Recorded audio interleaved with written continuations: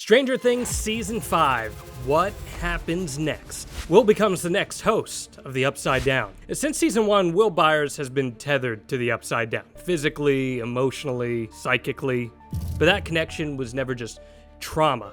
It was a sign. You see, Will was chosen by the Dimension long before Vecna even made himself known. And in Season 5, we'll learn that the Upside Down isn't just a parallel world, it's a living force, one that needs a human host to maintain its link to Hawkins. Vecna tried to assume this role, but his will alone was not enough. Will's quiet strength, his emotional sensitivity, and his literal name make him the perfect vessel for this. By mid-season, Will start having more vivid visions, spontaneous nosebleeds, and maybe even moments where he speaks in otherworldly voices. He resists at first, but Vecna's death leaves a vacuum, and Will begins to fill it. The twist?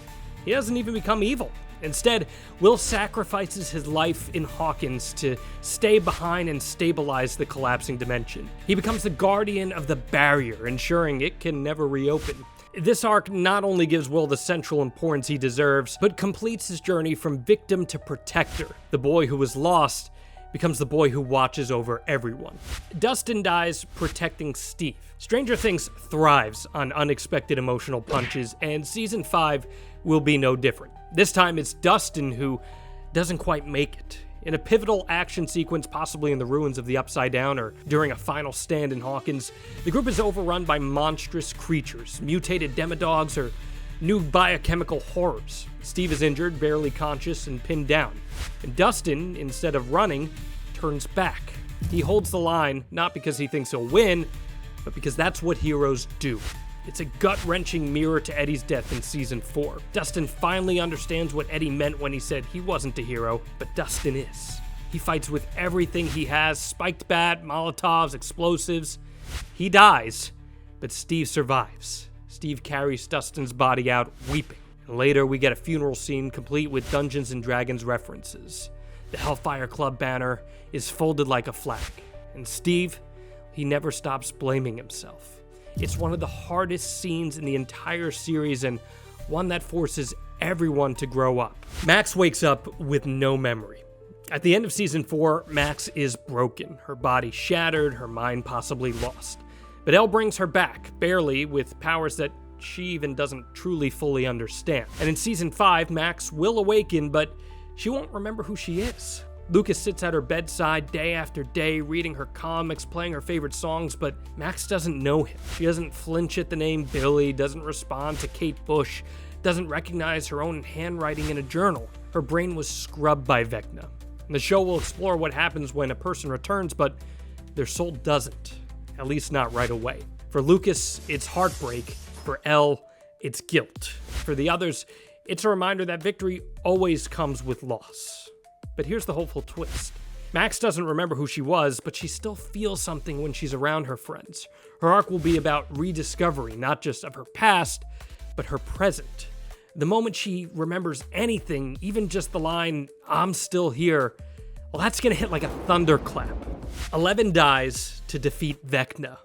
It's been building since Season 1. 11 began as the group's secret weapon, the nuclear option in a fight they didn't even understand yet, but her powers have always come at a cost. She bleeds, she burns out, she loses herself, and after being drained and nearly broken by Vecna in Season 4, it's only natural that the final season would push her to make the ultimate sacrifice. In the series finale, 11 will face Vecna in one last psychic war, but she'll realize that brute force isn't enough.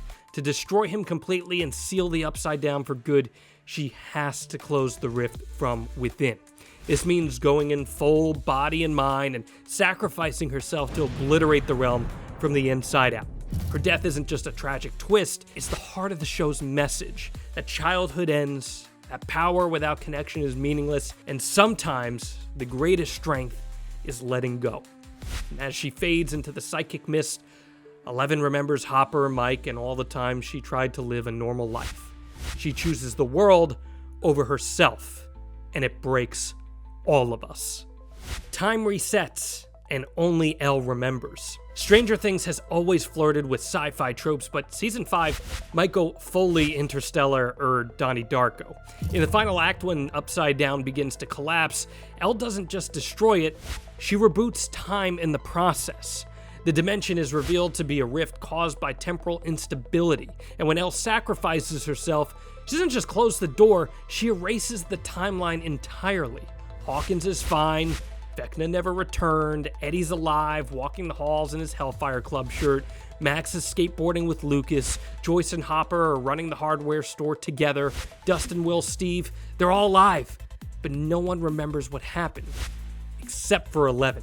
She walks among them like a ghost, her powers are gone, she's normal now, just a girl.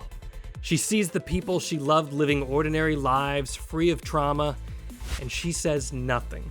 She just watches, happy, heartbroken, at peace. Maybe she walks past Mike and smiles. He pauses, sensing something familiar, but he doesn't know why. And that's the final shot. 11 walking down a Hawkins Street bathed in golden light. No monsters, no horror, just a town that never knew what could have been, because a girl named Elle chose to save them all.